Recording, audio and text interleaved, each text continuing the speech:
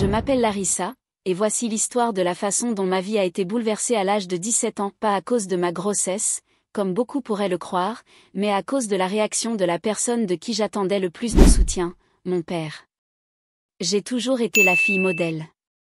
Bonne note, jamais de problème, j'aidais ma mère avec mes petits frères et je respectais toutes les règles de la maison. Mon père était strict, du genre à ne pas tolérer un seul regard de travers. Mais derrière cette sévérité, je croyais qu'il m'aimait plus que tout. Je croyais vraiment que rien ne pouvait briser notre lien. Jusqu'à ce matin étouffant de février où j'ai découvert que j'étais enceinte. Le test a affiché positif en quelques secondes. Je suis restée là à fixer ce petit bâtonnet blanc avec 2 lignes rouges pendant ce qui m'a semblé une éternité. Mon monde s'est arrêté. J'ai senti le sol se dérober sous mes pieds.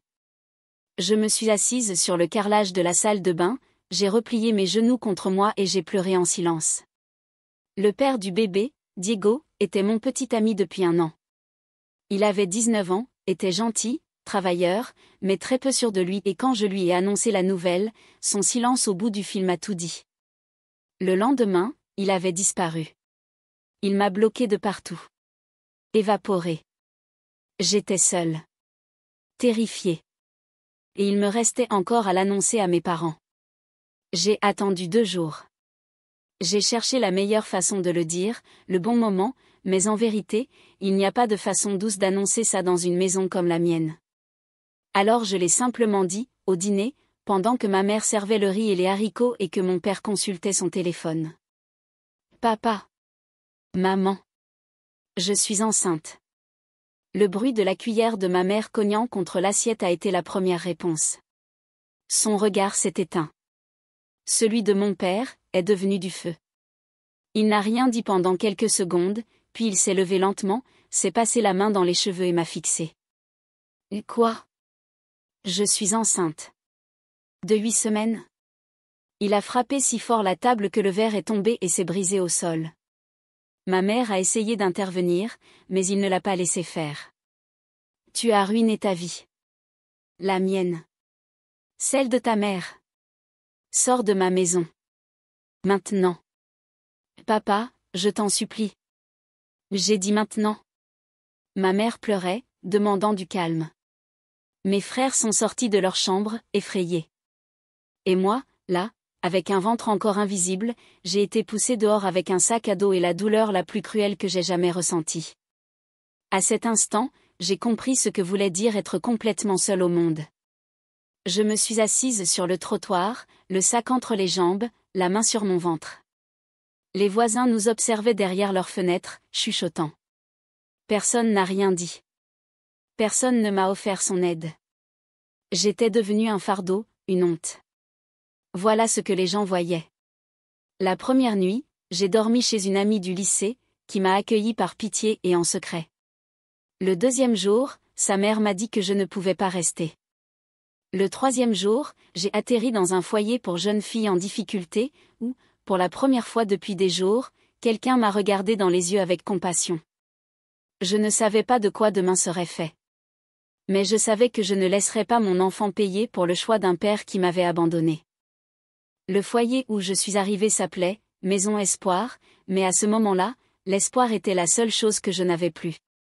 C'était un endroit simple, avec des murs écaillés, une odeur persistante de désinfectant et beaucoup de filles qui, comme moi, avaient été rejetées par leur famille. Là, j'ai rencontré des filles avec des histoires encore plus dures que la mienne. L'une avait été expulsée à cause de son orientation sexuelle, une autre avait fui des abus à la maison, et il y en avait même une qui avait déjà 2 enfants à 18 ans. La première semaine fut un test d'endurance émotionnelle. Je me réveillais en pleurant, m'endormais en pleurant, mangeais sans appétit. La nourriture était rare, les chambres partagées, et la vie privée presque inexistante. Mais il y avait quelque chose dans ce lieu qui, peu à peu, commençait à me sauver, la solidarité. Juliana, l'une des éducatrices du foyer, était une femme d'une 40aine d'années, ancienne sans-abri, qui avait décidé de consacrer sa vie à aider des filles comme moi. Elle avait un regard ferme, une voix douce et ne disait jamais ce que nous voulions entendre mais ce que nous devions entendre. Le 3e jour, elle s'est assise à côté de moi dans la cour et m'a demandé. « Tu as déjà pensé à abandonner ? J'ai secoué la tête. La honte était tellement forte que je n'arrivais même pas à parler. Ce n'est pas grave si tu y as pensé. Mais je vais te dire ce qu'on m'a dit un jour, on n'a besoin que d'une petite raison pour continuer. La tienne, elle est déjà là, en toi. Et elle a pointé mon ventre. Ce fut la première fois que quelqu'un considérait mon bébé comme quelque chose de bon. Jusqu'ici, tout le monde me regardait comme si je portais une erreur. Une punition. Mais Juliana m'a donné une autre perspective, et si, au lieu d'un fardeau, cet enfant était mon salut? À partir de ce moment, j'ai commencé à réagir. J'ai suivi le cours de couture offert par le foyer, participé au groupe de parole, appris à faire mon suivi prénatal, et j'ai commencé à écrire dans un cahier tout ce que je voulais dire à mon enfant quand il naîtrait. Des lettres sincères, pleines de peur mais aussi d'amour. Pourtant, les souvenirs de ma famille me hantaient. La nuit, je rêvais que mon père ouvrait la porte et me réclamait. Je me réveillais en sueur, le cœur serré. Je n'avais reçu aucun appel, aucune visite. Ma mère aussi avait disparu. Un jour, presque 3 mois après mon expulsion, j'ai reçu une lettre. C'était elle. Ma fille. Je suis désolée de ne pas avoir pu te protéger ce jour-là. Ton père est inflexible, mais je veux que tu saches que je pense à toi chaque jour. Je prie pour toi et ton bébé. Je suis fière de ton courage. J'espère un jour pouvoir te serrer dans mes bras à nouveau. Avec amour. Maman. J'ai pleuré pendant des heures. Cette lettre fut comme une bouffée d'air après des mois de suffocation. Savoir que ma mère tenait encore à moi a allumé une flamme en moi. Ce jour-là, dans ce moment, j'ai décidé que peu importait ce que les autres pensaient, je ne serais pas seulement la fille enceinte expulsée. Je serais une mère digne de respect. Je recommencerai avec ou sans la permission de mon père. L'accouchement approchait. À presque 7 mois de grossesse, je ne savais toujours pas où aller après le foyer. Il ne pouvait me garder que jusqu'aux 2 mois du bébé. Mais pour la première fois, je croyais que j'y arriverais. Et, au milieu de cette incertitude, une proposition inattendue est arrivée. C'était un après-midi pluvieux, de ceux qui rendent le foyer encore plus mélancolique, quand Juliana m'a appelé pour une conversation privée. Elle avait l'air sérieuse, mais avec cette étincelle dans les yeux qui annonce toujours quelque chose d'important. J'étais déjà à 7 mois et demi de grossesse, avec mal au dos, les pieds enflés, mais ce qui pesait le plus était l'incertitude sur l'avenir. Larissa, je dois te dire quelque chose, a-t-elle commencé en s'asseyant à côté de moi dans le petit bureau de coordination. L'une des bénévoles ici. Madame Eloisa, tu te souviens d'elle? J'ai hoché la tête. Je me souvenais bien d'Eloisa, cette dame aux cheveux blancs toujours impeccables, bien habillée, avec un air doux mais un regard attentif. Elle venait au foyer une fois par semaine, apportait des vêtements, des dons, lisait des histoires aux plus jeunes et parfois même cuisait pour nous. Là, elle connaît ta situation. Elle a lu les lettres que tu as écrites à ton bébé, Juliana a plongé son regard dans le mien. Et elle veut t'aider.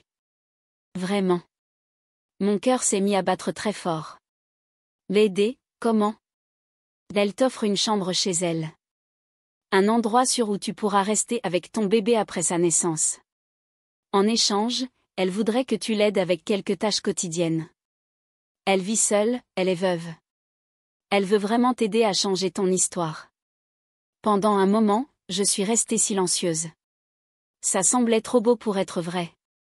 Une vieille dame riche, inconnue, qui offrait un toit à une jeune fille enceinte sans famille et sans ressources. Mon esprit s'est rempli de méfiance. Mais Juliana lisait dans mes pensées. Je comprends ta peur, Larissa. Mais je lui fais confiance. Je l'ai déjà vu faire ça avant. Elle ne veut rien te prendre.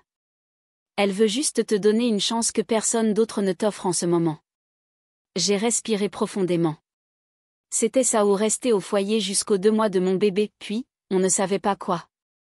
Je ne pouvais plus vivre en attendant un miracle. Il fallait que j'accepte les petits miracles quand ils se présentaient. J'accepte, ai-je dit doucement. Je veux voir sa maison. 3 jours plus tard, on m'a emmené au quartier où habitait Eloisa. Je suis restée sans voix. C'était une vieille maison pleine de plantes sur le balcon, avec l'odeur de gâteaux et de lavande. Eloisa m'a accueilli avec un grand câlin et un sourire sincère. Tu es encore plus forte que ce que j'imaginais, m'a-t-elle dit.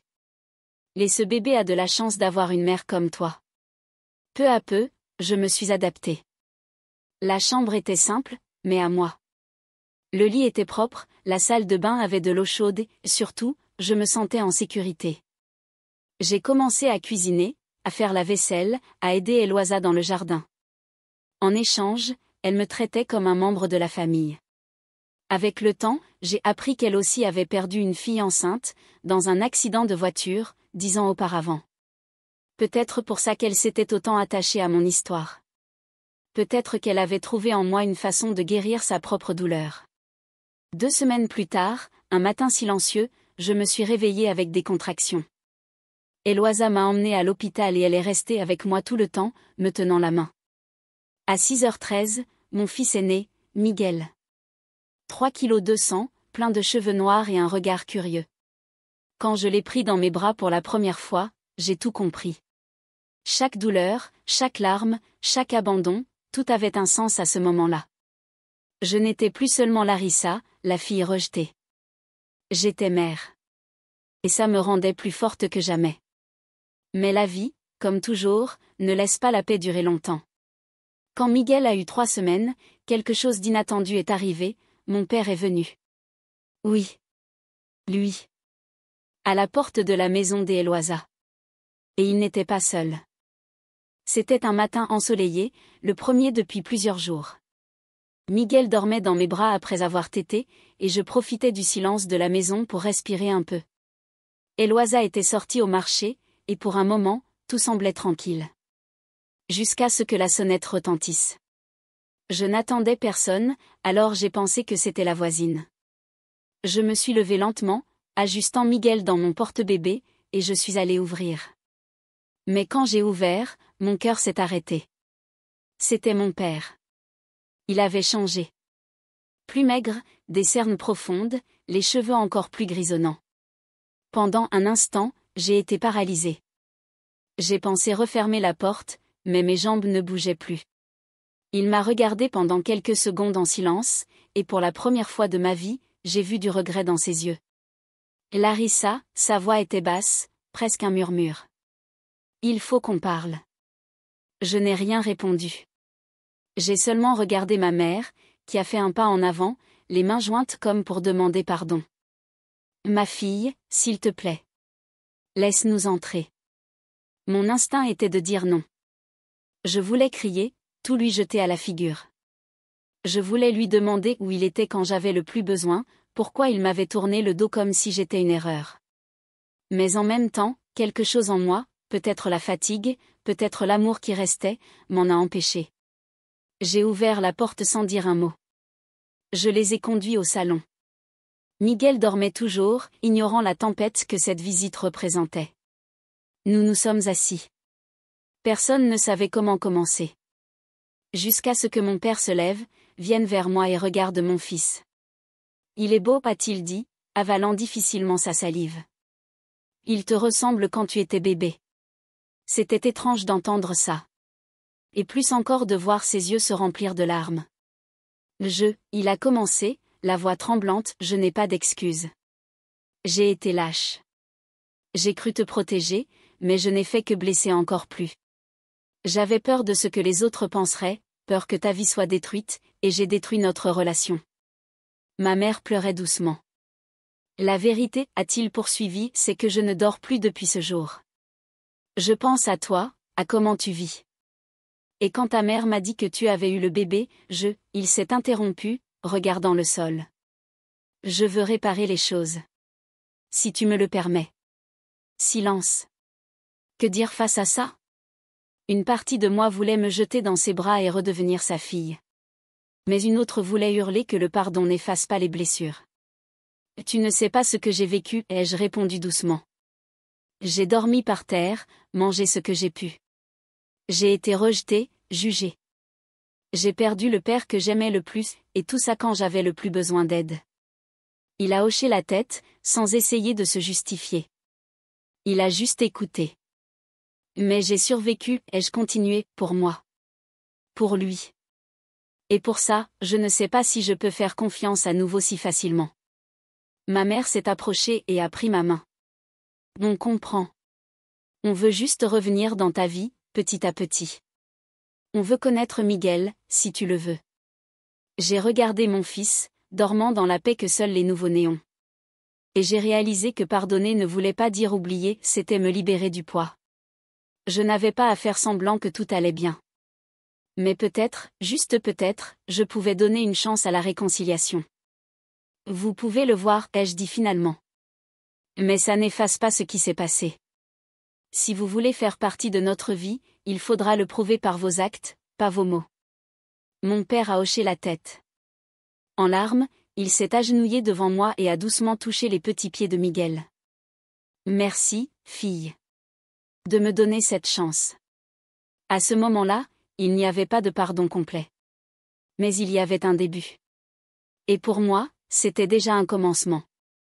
La réconciliation avec mes parents s'est faite lentement. Mon père, avant si rigide et fier, venait maintenant avec des fleurs, des fruits, des couches, et une humilité que je ne lui avais jamais connue. Ma mère alternait avec Eloisa pour m'aider avec Miguel, qui avait déjà 2 mois et demi et souriait avec ses petits yeux pleins de vie. Peu à peu, j'ai baissé la garde. Mon cœur portait encore des blessures, mais voir mon père faire des efforts même maladroits apaisait quelque chose en moi. C'était comme si le sol se reconstruisait, brique après brique. Mais la vie ne laisse jamais le calme durer longtemps. Un mercredi après-midi, alors que j'étendais le linge, l'interphone a sonné.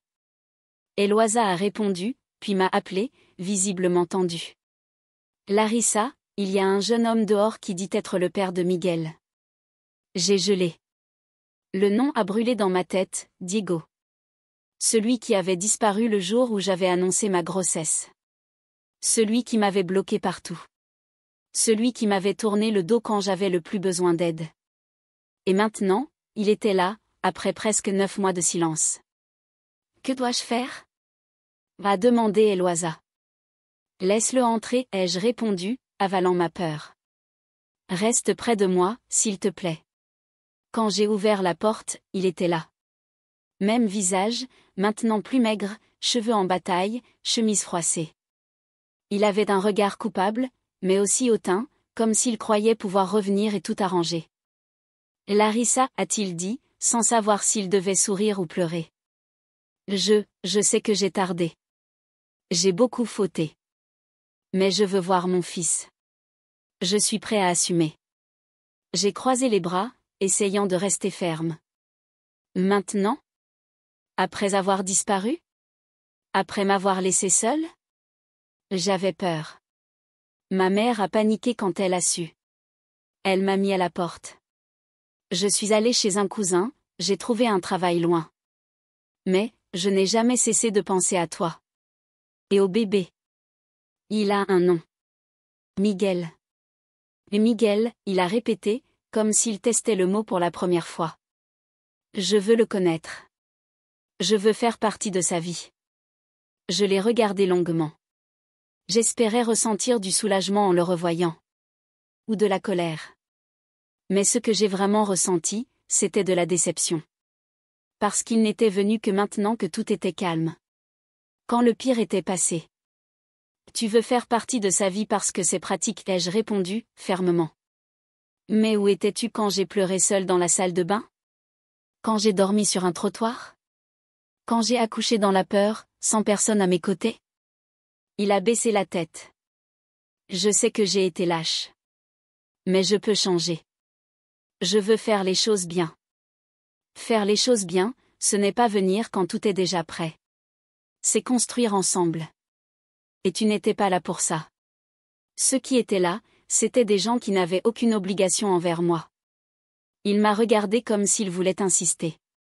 Mais avant qu'il ne dise quoi que ce soit, mon père est apparu à la porte, tenant Miguel dans ses bras. Le bébé a souri, agitant les bras. Diego a été ému. Il est beau. Mon père, qui jusque-là était resté silencieux, a fait un pas en avant. Il l'est. Et sa mère aussi. Et toi, tu es juste ce gamin qui a fui quand elle avait le plus besoin. Diego a essayé de répondre, mais mon père l'a interrompu. Si tu veux faire partie de la vie de mon petit-fils, il faudra le montrer par des actes. Larissa décide. Ne viens pas ici en espérant être pardonné parce que tu es revenu. Ce n'est pas une série. Diego a semblé rapetissé. Il m'a regardé une dernière fois, m'a demandé de réfléchir, puis est parti sans se retourner. J'ai fermé la porte avec la sensation qu'une blessure venait de se rouvrir. Une partie de moi voulait croire qu'il avait changé.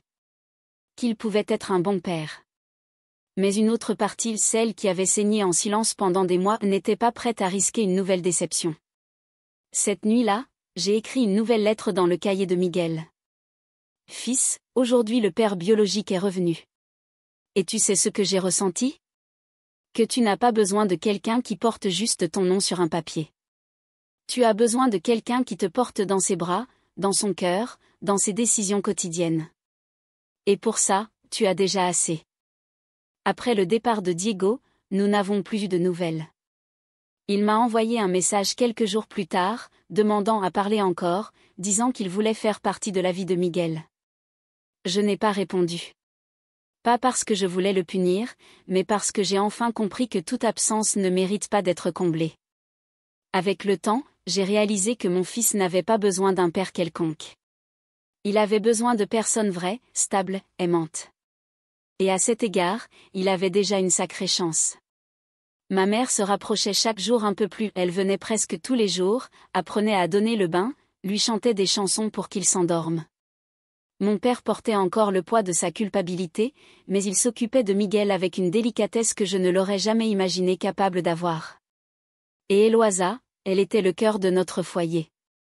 C'est elle qui m'a encouragée à reprendre mes études. Elle m'a aidé à m'inscrire à une formation technique en design de mode, quelque chose que j'avais découvert aimer depuis les cours de couture au foyer. Je passais mes matinées à étudier, mes après-midi à coudre de petites commandes, mes soirées avec Miguel. C'était épuisant. Mais c'était à moi. Pour la première fois, je construisais quelque chose à partir de rien. Sans compter sur des promesses, sans dépendre de ceux qui m'avaient fait pleurer. Miguel grandissait vite, vif, plein de vie. Et chaque jour, je me sentais plus forte que jamais. J'ai compris que je n'étais plus la fille rejetée, la jeune fille enceinte, la fille abandonnée. J'étais une mère. Une femme. Et capable. Un jour, j'ai demandé à Eloisa pourquoi elle m'avait aidée. Pourquoi elle m'avait accueillie sans me connaître. Elle a souri. Parce que je connais la douleur de la perte, Larissa. Et je sais qu'on ne guérit qu'en donnant de l'amour. Tu m'as sauvée autant que je t'ai aidée. J'ai été émue. Parce que c'était vrai. Nous nous étions trouvés dans la douleur et avions bâti un vrai foyer. Pas parfait, mais suffisant pour que mon fils grandisse entouré d'amour. Aujourd'hui, Miguel a 2 ans. J'ai une petite boutique en ligne de vêtements pour enfants faits à la main, avec des étiquettes portant son nom, fait avec amour par la maman de Miguel, simple, mais chargé d'histoire. Je n'ai jamais revu Diego. J'ai entendu dire qu'il avait déménagé dans un autre état. Je ne lui garde aucune rancune. Je ne garde plus de place pour lui dans ma vie. Mes parents me respectent maintenant comme femme. Ils m'admirent. Parfois, ils font encore des erreurs, mais ils les reconnaissent et c'est tout ce qui compte. Je ne suis pas l'héroïne d'un conte de fées. Je suis juste quelqu'un qui est tombé, a été rejeté, a douté d'elle-même, mais qui a choisi de continuer.